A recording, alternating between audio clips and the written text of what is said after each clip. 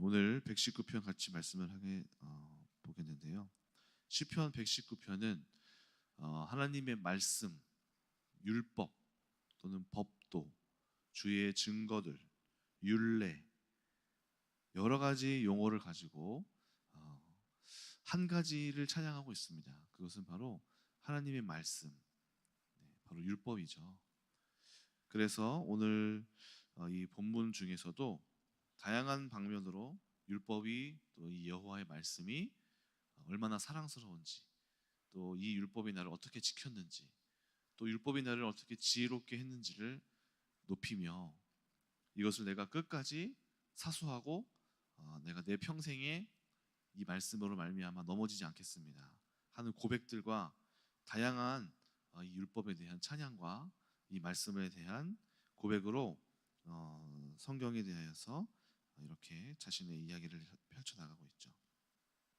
그래서 시편 119편 전체가 바로 이 율법을 찬양하고 하나님의 말씀을 사랑하고 또 내가 이 말씀으로 말미암아 지켜졌다 하는 그런 고백들로 펼쳐진 하나님의 말씀 찬양이 바로 이 시편 119편의 전체적인 주제입니다.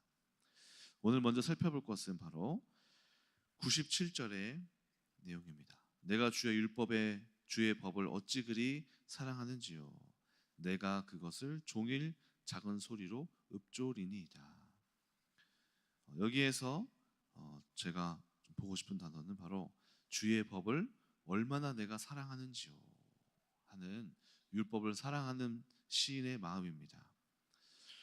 우리가 무언가를 사랑한다는 것은 그것에 대하여서 마음이 빼앗겼다는 뜻이고 또 그것을 즐거워한다는 뜻이고 어떻게 해서든지 그것을 사랑하기 때문에 시간을 내서 가장 바쁜 와중에도 그것만을 위한 시간을 꼭 마련해서 반드시 그것을 하고야만은 그런 엄청나게 강력한 힘을 갖게 되는 게 바로 사랑하는 것들입니다. 그래서 그것을 사랑하는 것을 하고 있거나 또 내가 가장 사랑하는 것을 보고 있노라면 그것을 또는 소유하고 있노라면 또는 그것과 함께 시간을 보내고 있노라면 가장 마음의 기쁨과 또 그 사람 얼굴 표정에서 나타나는 그 만족감으로 충만할 것입니다. 사람을 움직이는 데에는 여러 가지 요소들이 있습니다. 첫 번째로 사람은 의무감으로 움직이기도 합니다. 의무감이란 내가 어떤 것을 도덕적으로 판단했을 때, 규범적으로 판단했을 때 내가 해야만 하는 행위입니다. 예를 들어서 스승의 날이기 때문에 나의 스승님에게 의무적으로 어떤 것을 드리거나 할 수도 있습니다. 그렇다고 해서 의무감이 나쁜 것만은 아닙니다. 의무감이 때로는 강력한 힘을 발휘하기도 합니다. 예를 들어 직업 윤리를 지키는 간호사가 코로나19 때 도망가지 않고 그 의료계를 지키면서 사람들을 돌봤죠. 또는 소방관이 의무감으로 직업 윤리에 대한 의무감으로 불의 위험에도 달려들기도 합니다. 또는 책임감이 사람이 움직이게 하는 힘이기도 합니다. 그것은 내가 맡은 일을 끝까지 해내려고 하는 주체적인 마음입니다. 내가 팀장이니까 이것을 책임감을 가지고 해야지. 내가 목자이기 때문에 저 사람을 섬겨야 해. 이런 것들이 책임감이 될 수 있겠죠. 애플의 스티브 잡스가 CEO로서 책임감을 이렇게 보입니다. 내 이름이 붙은 제품이라면 완벽해야 돼 하고 긴 시간을 보내서라도 완벽한 제품을 만들기 위해 모든 노력을 다 하겠죠. 또는 넬슨 만델라 대통령 27년간 감옥에 간 후에도 대통령으로서의 책임감을 갖고 복수하지 않고 인종 간의 증오를 넘어서 평화를 이루어내기도 합니다. 또는 사람은 두려워함으로 움직이기도 합니다.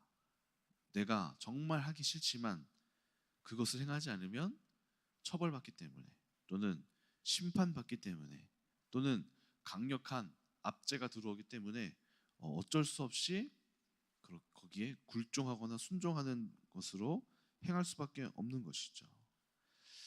이런 것들은 많은 침략 국가들이 행했던 방식입니다. 일제가 우리나라 사람들을 굴복시켰던 방식이고 어쩔 수 없이 일본이라는 국가를 섬기게 만들었던 그런 방식입니다. 그래서 힘으로 찍어 누르는 것이죠.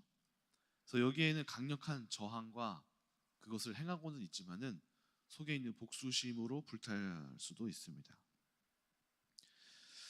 가장 강력한 사람을 움직이는 힘은 바로 무엇이냐면은 사랑하게 만드는 것이죠. 사랑하게 만드는 것. 그래서 성경은 바로 하나님을 섬김에 있어서 책임감으로 나를 섬겨라, 의무감으로 나를 섬겨라, 두려워함으로 섬겨라를 넘어서서 나를 사랑함으로 섬겨라라고 말하고 있습니다. 오늘 시편의 저자도 이 사람을 말릴 수 없고 이 사람을 아무리 밀쳐내도 또는 죽음을 우리 야가서 했죠. 죽는다라고 말하더라도 그를 막을 수 없다면 그것은 바로 의무감도 아니고 책임감도 아니고 두려움도 아닌 사랑함으로 이 율법을 따른다면 그 누구도 이 사람을 성경을 사랑하는 것을 막을 수 없을 것입니다. 그래서 하나님께서도 이스라엘을 향하여서 사랑함으로 나를 따라야 한다라고 말합니다. 신명기 6장 5절에서 뭐라고 하죠? 너는 마음을 다하고 뜻을 다하고 힘을 다하여 내 하나님 여호와를 사랑하라. 호세아 6장 6절도 의무적으로 예배드리는 사람들을 향하여 이렇게 말합니다. 나는 인애를 원하고 제사를 원하지 아니하며 번제보다 하나님 아는 것을 원하노라. 호세아서는 어땠죠? 하라니까 시키니까 의무감으로 예배를 드리고 있는 사람들을 향하여서 그 마음의 본질 속에 책임감도 아니고 의무감도 아니고 두려움도 아닌 사랑함으로 나아오라. 결국에는 하나님은 마음을 보시기 때문에 그 내면 안에 그 동기가 그 행위보다 더 중요했던 것이죠. 신약에서도 예수님께서는 제자들의 마음을 점검하시면서 도망쳤다가 다시 돌아온 제자들을 향하여서 3번이나 네가 나를 사랑하느냐라고 물으십니다. 왜냐하면 사명감과 책임감을 넘어서는 마음이 바로 사랑함이기 때문에 모든 하나님을 따르고 섬기는 일에 있어서도 바로 하나님을 사랑함으로 시작될 때 본질적으로 하나님을 따르는 것이 시작되기 때문이죠. 유대인들에게 가장 중요한 교육 방침이 있습니다. 그것은 바로 아이들에게 무언가를 가르치고 싶다면 먼저 그것을 사랑하게 하라입니다. 그래서 실제로 성경을 가르칠 때도 달콤한 꿀을 묻혀서 종이에다가 이렇게 주면서 이렇게 하나님의 말씀이 달구나. 오늘 말씀에 103절 있죠. 주의 말씀의 맛이 내게 어찌 그리 단지요 내 입에 꿀보다 더 다나이다. 이 말씀을 근거로 해서 유대인들은 참 정말 이 말씀을 말씀대로 이렇게 어떻게 하면 지켜낼까 이런 마음이 많은 것 같아요. 그래서 어떻게 하면 내 자녀가 성경을 사랑하고 하나님을 잊게 할까 하는 방식의 성경을 사랑하고 이렇게 따르게 하기 위해서 성경에 꿀을 묻혀다가 어린 시절 때부터 이것을 가까이 하게 하고 이것을 재밌게 하게 만들고 이것을 맛보게 만들고 정말 그렇게 즐겁구나, 재밌다, 여기 안에 정말 진리가 있네, 여기 안에 놀라운 것들이 있네 하게 만든다는 것이죠. 그래서 예전에도 어떤 아버지가 자녀를 기르는 방식이 하나가 나온 게 기억이 나는데요. 거기에서 이 아버지가 자녀에게 책을 읽히고 싶었나 봐요. 그래서 어떻게 읽힐까 하고 봤더니 도서관을 데리고 가는데 가서 책을 읽히지 않아요. 가서 뭐 하냐면은 가서 아빠랑 아들이랑 도서관 앞에서 배드민턴 치고 이렇게 놀아요. 농구하고 놀아요. 그 놀다가 힘드니까 도서관 안에 있는 매점에 들어가요. 그래서 라면 끓여 먹어요. 그러다가 더운데 저기 에어컨 있는 데서 좀 쉴까 하다가 가니까 그 책이 많은 곳에 들어가서 뭐 보고 싶은 거 있으면 보고 와 하고 이렇게 하는 거죠. 그러니까 이 친구가 도서관에 대하여서 이 거리감이 점점 가까워지고 재밌다, 즐겁다 하면서 가게 되고, 또 읽다가 온 책이 재밌는데 하고 보다가 나중에는 아빠가 가라고 하지 않아도 알아서 자기가 그 즐거운 아버지랑 같이 놀았던 즐거운 기억으로 이렇게 가게 되더라는 거죠. 근데 저도 제 기억에 저도 책을 그렇게 많이 읽은 편은 아니었는데 저희 아버지께서, 담임 목사님께서 어렸을 때 서점을 많이 데려가셨어요. 서점에서 하나씩 책을 골라봐. 그럼 애들은 이제 사는 거 좋아하잖아요. 근데 사봤자 다 책이란 말이에요. 그러면 그 안에서 저희가 막 돌아다니면서 이 책 보기도 하고 저 책 보기도 하고 막 재밌는 거 한 권씩 골라서 사가서 집에서 그거를 몇 번이고 되도록 읽으면서 다음에 또 갈 때 또 사줄게. 그러면은 그 책 사는 즐거움이 이제 있더라고요. 저도 그렇게 마음속에 책에 대한 그런 즐거움, 재미들을 발견했던 것이 기억이 납니다. 유대인들의 교육의 본질은 바로 지식 주입이 아니라 마음에 사랑을 심는 것, 그것을 사랑하는 마음을 심는 것이 바로 교육의 본질이다, 이렇게 이야기합니다. 많은 기독교 가정의 어려움과 또 이 믿음의 유산을 전달하는 데에 문제가 있다면 그것은 바로 하나님을 사랑하게 만드는 것이 아니라 하나님을 두려워하게 만든다는 것이죠. 1970년대, 80년대에 미국에서도 한창 큰 문제가 됐었던 것이 뭐냐면은 한 세대가 있는데 바로 하나님을 두려워하게 만들되 너무 지나치게 이 율법 쪽으로 가서 하나님을 믿지 않으면 때리고 폭력하고 부모님이 죄에 대하여서 처벌하고 하나님 대신 심판했던 것, 이런 모든 것들이 하나님을 증오하게 만들고 또는 하나님을 사랑함으로 나아가는 게 아니라 하나님을 무서워하고 두려워하게 만든다는 것이죠. 하나님은 어떤 대상입니까? 하나님은 우리가 두려워해야 할 대상일까요? 하나님은 두려워하기 전에 사랑해야 할 대상이 먼저 되어야만 합니다. 그 잘못된 인식 속에서 하나님을 처벌하는 하나님으로 만들고 공포를 조장하면서 자기들 뜻대로 이끌어 가려고 했었던 것이, 내 눈앞에서 그렇게 행동하는 것이 빨리 그렇게 되기를 바라는 마음에 심판하고 처벌하는 것이 결국에는 하나님을 두려워해, 무서워해.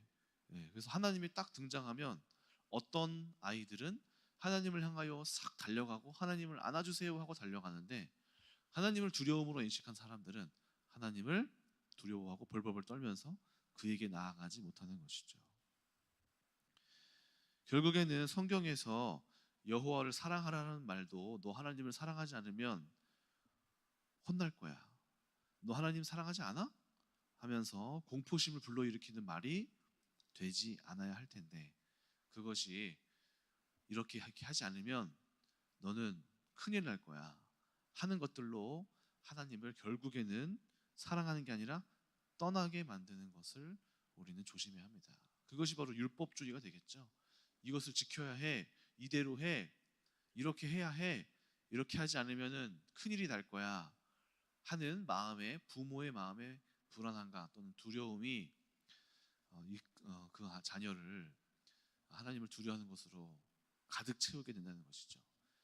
물론 하나님께서는 심판하시기도 하시고요, 하나님은 우리를 향하여서 때로는 두려운 모습으로 나타나기도 합니다. 근데 그것은 사랑함이 베이스로 깔린 다음에 그 다음에 이루어질 일들인데, 그 순서가 바뀌거나 또는 이렇게 엉망진창이 되어서 잘못되어서 뒤죽박죽되어서 그렇게 되는 경우가 너무나 많은 것을 보게 됩니다. 요한일서 4장 8절을 보니까 사랑 안에는 두려움이 없고 온전한 사랑이 두려움을 내쫓나니 되어 있습니다. 그래서 진짜 복음은 두려움을 채우는 게 아니라 사랑을 심어서 두려움을 몰아내주는 것이 진정한 복음의 능력이 되겠습니다. 또 로마서 2장 4절에 뭐라고 되어 있습니까?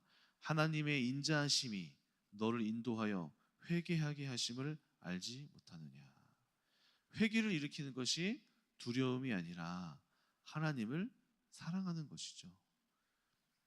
로마서 2장 4절에 나와 있잖아요. 하나님의 인자하심이 너를 인도하여 회개하게 하심을.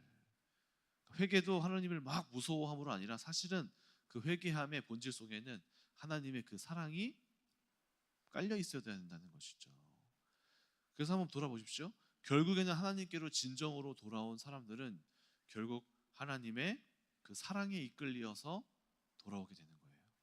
누가 무서워서 하나님을 돌아옵니까? 하나님이 무섭기 때문에 돌아오는 척하는 것이지 돌아온 것이 아닙니다. 그리고 적당한 거리를 유지하면서 하나님께 혼나지 않을 정도까지만 그 죄에 가까이 가고 하나님께 가진 않아요. 두렵기 때문에. 결국에는 하나님은 하나님께 가까이 가는 건데 잘못된 두려움을 심으면 혼나지 않을 정도로만 멀어지는 거죠. 그 죄의 경계선에 딱 붙어서 하나님께는 가지 않고 혼나지 않을 정도까지만 이렇게 적당한 거리로 하나님께 가지는 않으면서 죄에는 가까이 붙어 있지만 넘지 않을 정도로만 이렇게 갔다가 살짝씩 그 죄의 경계선을 이렇게 오가게 되는 것은 두려움이 만드는 하나님과의 관계입니다. 사랑함은 어찌 되는 거죠? 사랑함은 이것보다 하나님을 더 사랑하게 됨으로써 이 죄에서부터 멀어지고 하나님께로부터 가까이 나아가게 되는 것이 더 큰 강력한 힘이 되는 것이죠. 그래서 유대인들은 바로 이런 지혜를 잘 발휘했던 것으로 보여집니다. 그래서 우리에게도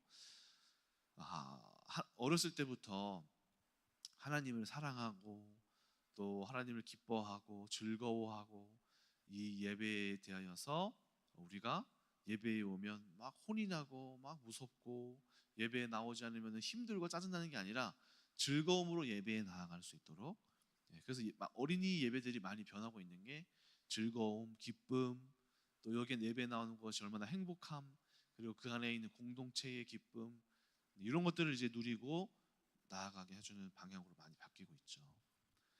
그래서 우리는 하나님을 결국에는 마침내 사랑해야 되겠고, 오늘 시편의 저자도 결국 이 시편을 통하여서 주의 율법을, 하나님의 말씀을 사랑하고 있는 것을 보게 되고, 이것은 아무도 막을 수 없는 놀라운 그 마음의 강력한 동기가 될 것입니다.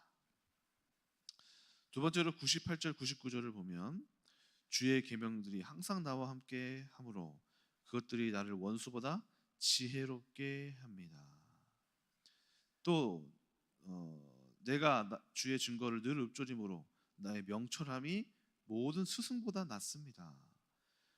100절 주의 법도를 지킴으로 나의 명철함이 노인보다 낫습니다.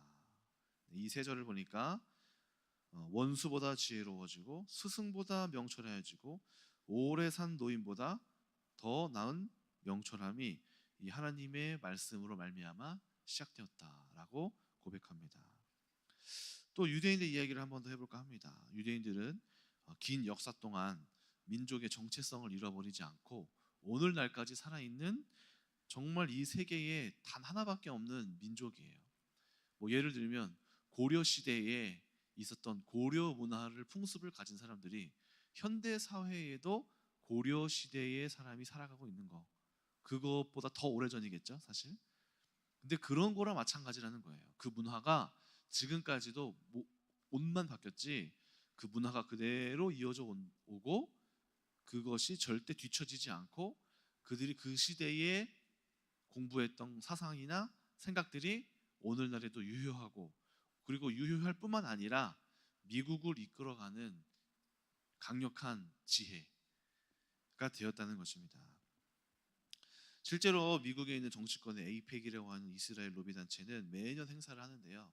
거기에 오바마 대통령, 트럼프 대통령, 조 바이든 대통령이 찾아와서 인사를 하거나 반드시 메시지를 전하였고, 미국에 있는 부통령, 국무장관, 국부장관, 상의원, 하의원 다수가 찾아와서 그 이스라엘 국가 회복 단체에 가서 인사를 하고 거기에 환영 행사를 참여를 합니다.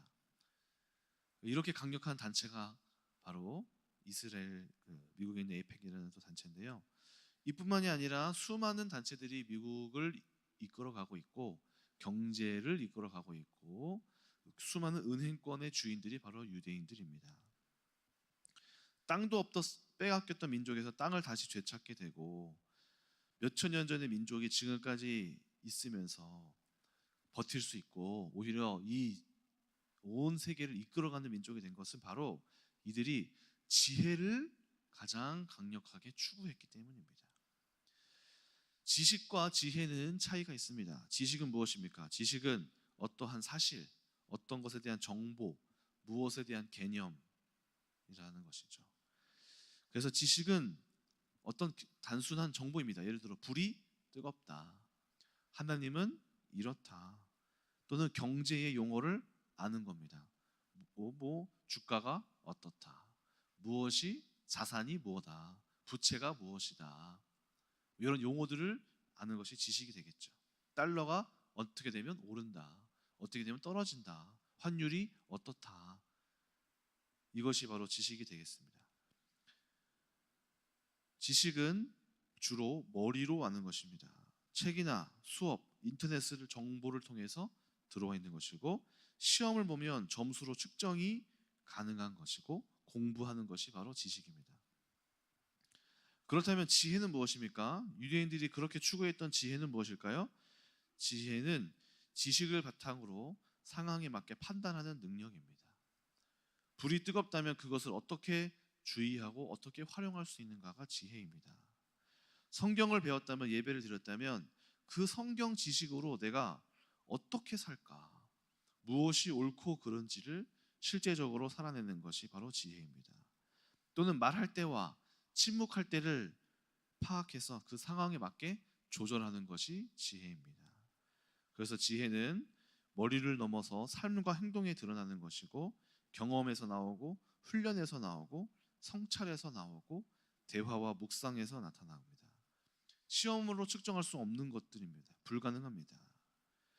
그래서 지식이 만약에 하나님에 대하여 아는 것이라면, 지혜는 하나님을 경외하며 살는 사람의 태도가 바로 지혜가 되는 것입니다. 지식을 100을 외워도 하나의 지혜를 행하지 못하면 지혜 없는 자가 되는 것이고요, 하나의 지식이 있더라도 이 하나의 지식으로 삶에 가득 채워서 지혜롭게 살면 유대인들은 그것을 더 박수 쳐줍니다. 그래서 유대인들은 학생 때부터 운동선수보다 랍비를 더 존경하는 문화가 형성되어 있고요, 어릴 때부터 지혜로운 사람이 되는 것이 인생의 가장 큰 목표입니다. 그래서 시험을 보면 누가 더 많이 맞았냐를 보지 않고요, 얼마나 더 깊이 통찰했느냐, 이걸 보고 칭찬해 줍니다.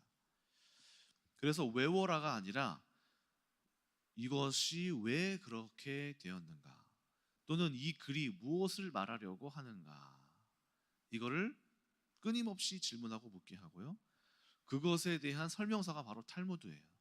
성경은 뭐라고 말하는가, 오늘날 이것을 어떻게 지켜야 하는가를 계속 댓글을 남기면서 글을 쓴 게 탈무드예요. 그래서 지금까지도 오늘 이 본문을 가지고 아마 이거 탈무드죠. 오늘 저도 이 성경 본문을 가지고 이제 묵상을 했는데요, 제가 그냥 묵상한 게 아니라 기존의 이 성경 본문에 대하여서 쓴 학자들의 얘기를 한번 쭉 훑어요.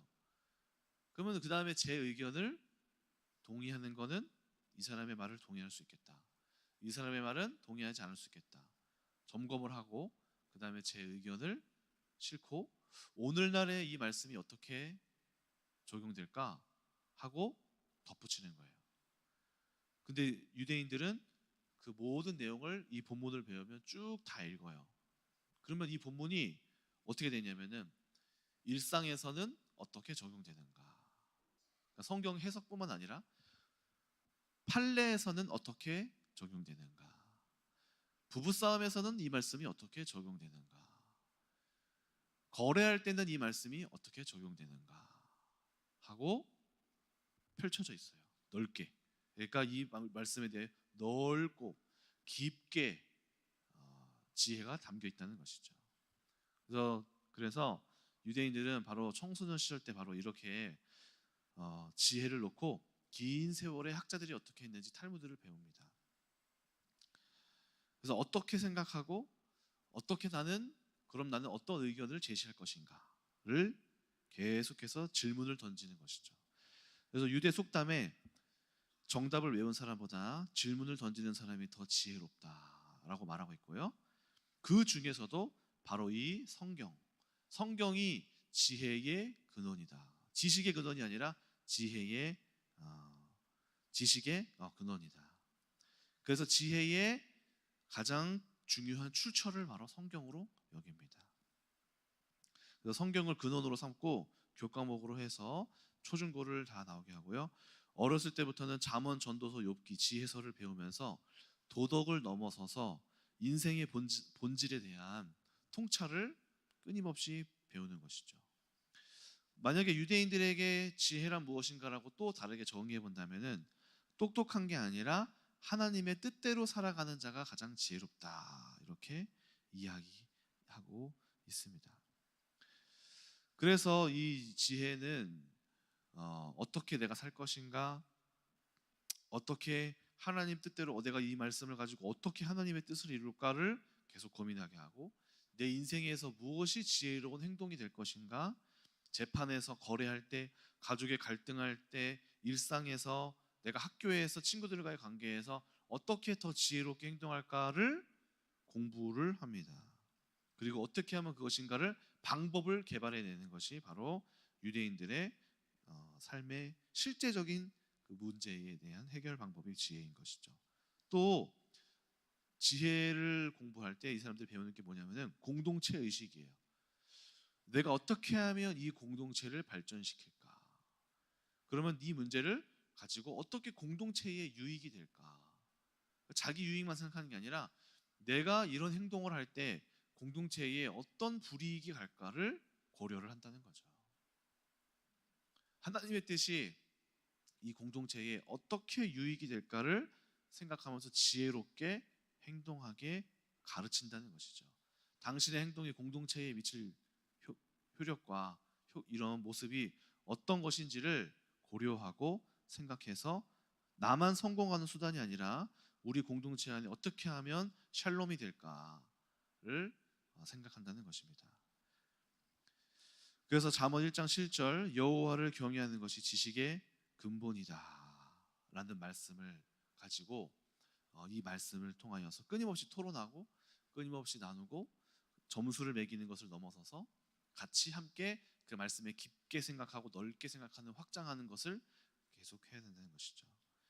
그래서 저도 이제 오늘 또 설교를 준비하면서 이게 참 대안학교에도 정말 필요하겠다 하는 생각이 들어서 이제 하브르타 연구소를 좀 찾아봤어요. 그랬더니 이제 우리나라에도 있더라고요. 그래서 이거를 가지고 우리 학교에도 아이들에게도 어떤 일반적인 학교에서 할 수 없는 것들, 점수를 가지고 이걸 가지고 얻어서 내가 몇 점을 받고 좋은 대학에 어떻게 가고를 넘어서서 이 하나님의 말씀을 근거로 해서 토론하고 깊게 생각하고 넓게 생각하고 이것을 생각하는 힘을 이거를 가르쳐야 되겠다.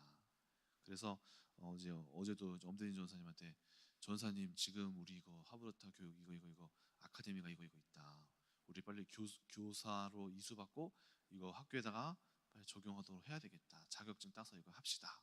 이렇게 얘기를 또 했습니다.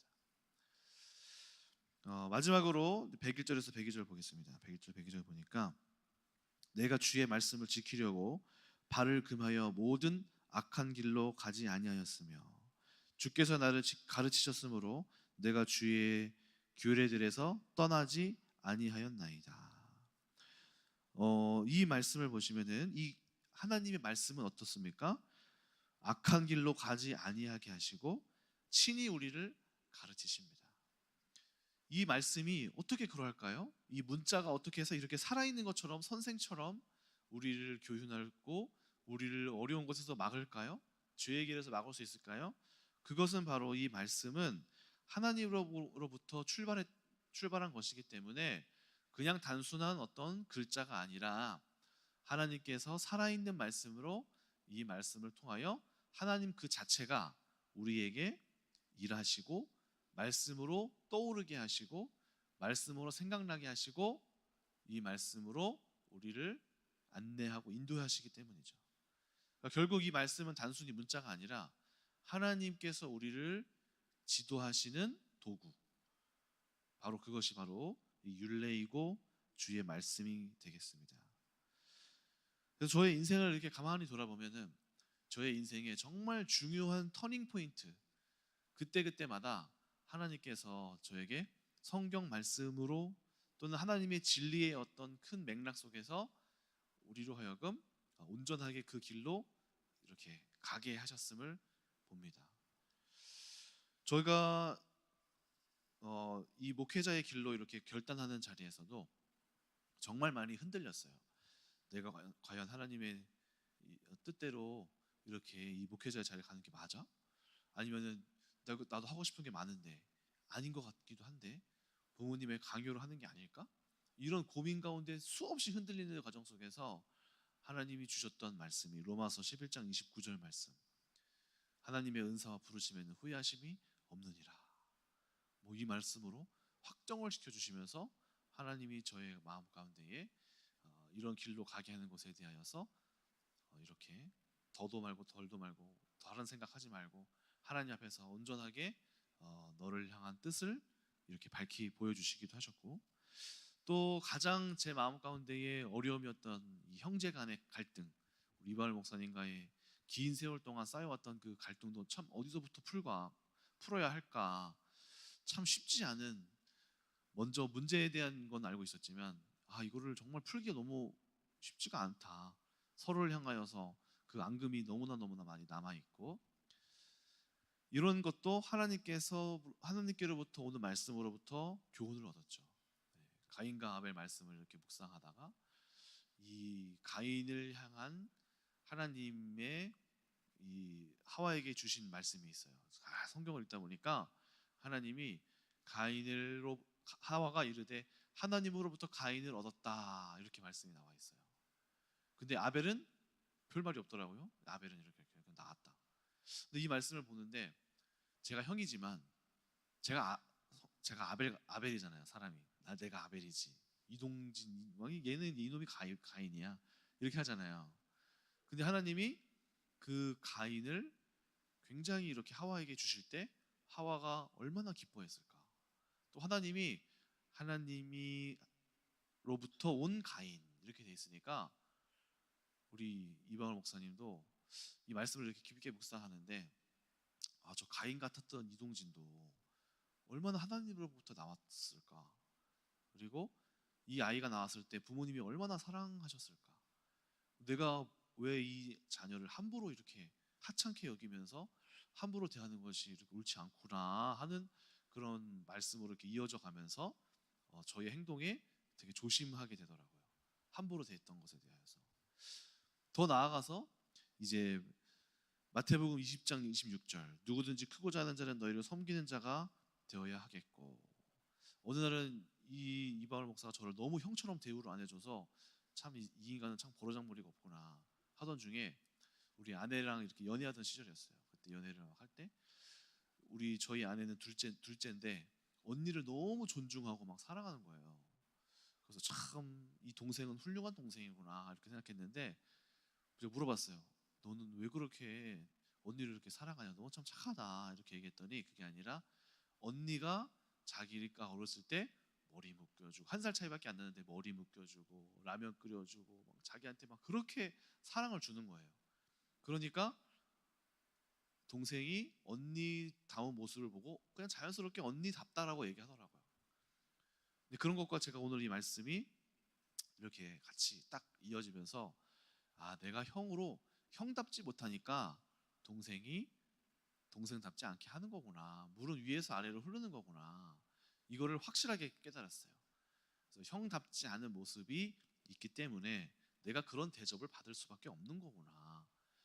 누구든지 크고자 하면 아래로 내려가서 저 사람을 섬겨야 된다 하는 것이 이렇게 말씀으로 탁 다가오면서 내가 옳지 않았구나 라고 기꺼이 인정을 하고 하나님 앞에서 이렇게 순종하고 우리 이발 목사님을 향하여서 제가 끊임없이 이제 다시 한번 생각하고 이제 화해의 손길을 이렇게 먼저 내밀게 되는 그런 행동을 하게 하는 것이 말씀이었어요.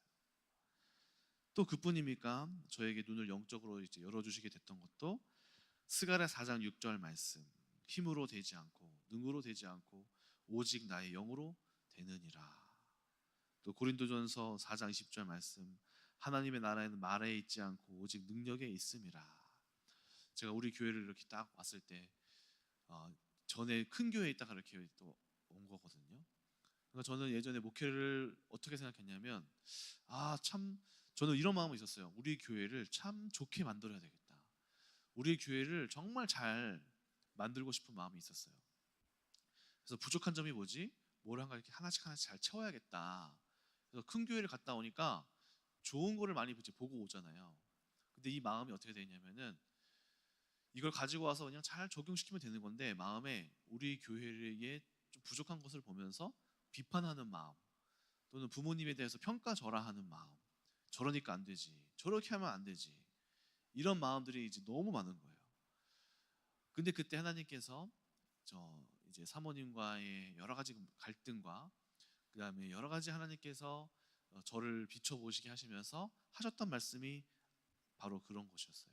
힘으로 되지 않고 능으로 되지 않은 것이 아니고 하나님의 나라는 말에 있지 않고 멋지게 말하고 어떤 시스템적으로 이렇게 뭔가를 잘 이렇게 막 해서 막 행사도 많이 하고 좋은 걸 많이 해서 교회를 이끌어가는 게 아니라 하나님의 영으로 말씀이 그 사람 심령에 온전하게 진리로 들어가야 하고 또 영적 사역을 해야 하고 이런 것들을 하나님께서 정말로 실제적으로 말씀으로 깨닫게 하셨던 것이죠.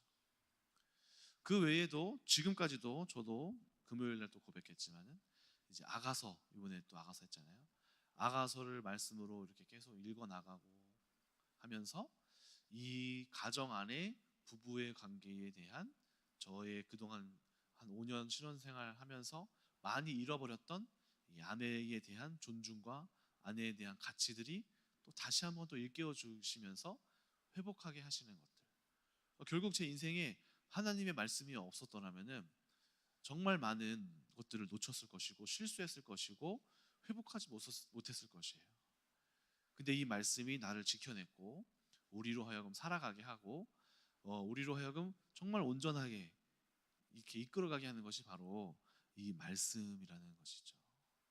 그래서 오늘 고백하는 시편의 저자는 이 지혜로운 말씀, 우리를 온전하게 하는 말씀, 우리를 지키시는 말씀, 이것을 사랑하지 않을 수가 없다는 고백을 하고 있는 것입니다.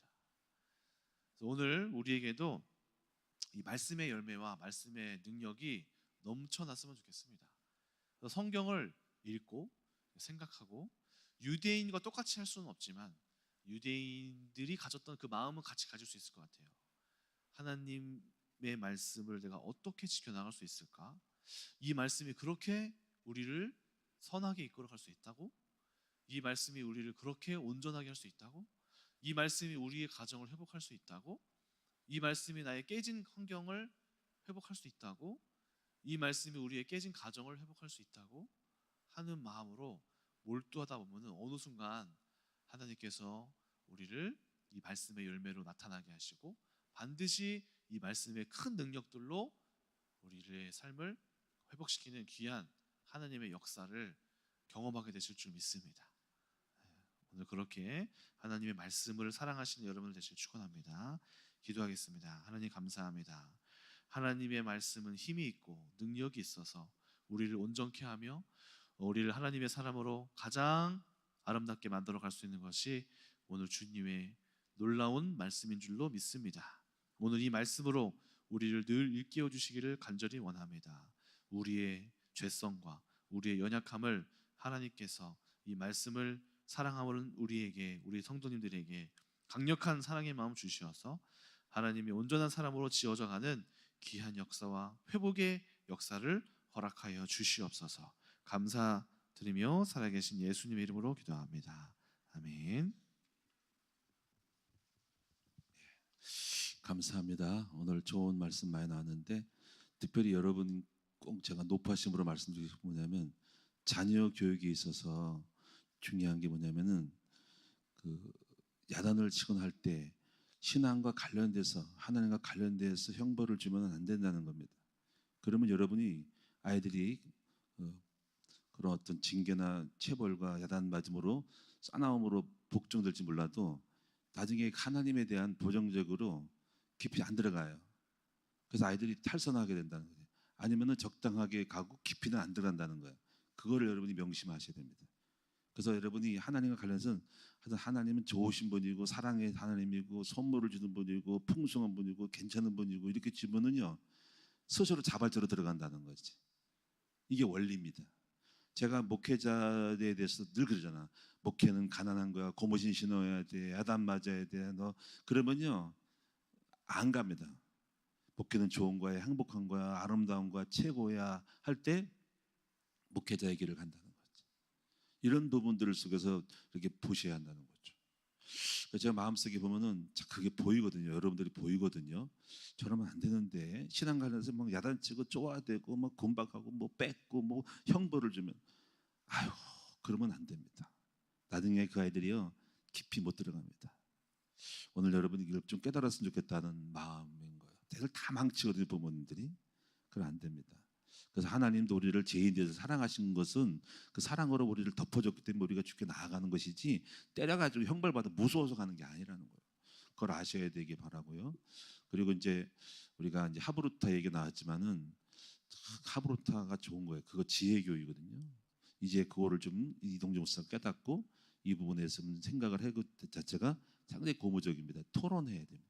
묵상해야 한다는 거죠. 생각을 해야 돼. 결과보다는 통찰하는 과정이 중요한 거라는 거죠. 우리가 이제 하나님 앞에 여러분들이 많은 지혜를 얻는 여러분 되기 바랍니다. 생각의 심, 이 생각의 심이 있어야 돼. 지혜의 심이거든요. 기도하겠습니다. 하나님 아버지.